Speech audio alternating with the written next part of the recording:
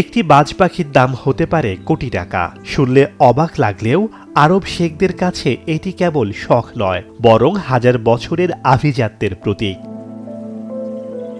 একসময় আরবের বেদুইনরা মরুভূমিতে টিকে থাকার জন্য বাজ পাখি দিয়ে শিকার করত।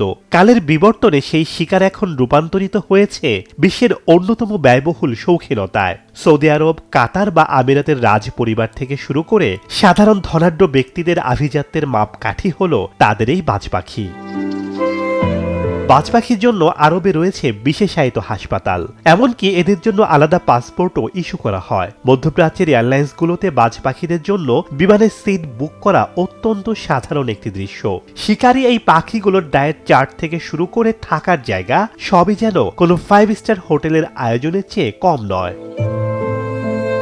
একটি ভালো মানের বাজ পাখির দাম কয়েক লাখ থেকে শুরু করে কোটি টাকা পর্যন্ত হয়ে থাকে। বিশেষ করে বিরল প্রজাতির শাকের বা জায়ের ফ্যালকনের জন্য সংগ্রাহকরা যে কোনো মূল্য দিতে প্রস্তুত থাকেন। কিং আব্দুলাজিজ ফ্যালকনারি ফেস্টিভ্যালের মতো আয়োজনগুলোতে কোটি কোটি টাকার পুরস্কার দেয়া হয় কেবল এদের গতি আর সৌন্দর্য বিচার করে। প্রযুক্তির এই যুগে এসেও আরবরা তাদের পূর্বপুরুষদের এই ঐতিহ্যকে পরম মমতায় আগলে রেখেছে। তাদের কাছে বাজ পাখি মানেই সাহস, স্বাধীনতা আর আভিজাত্যের এক জীবন্ত মহাকাব্য।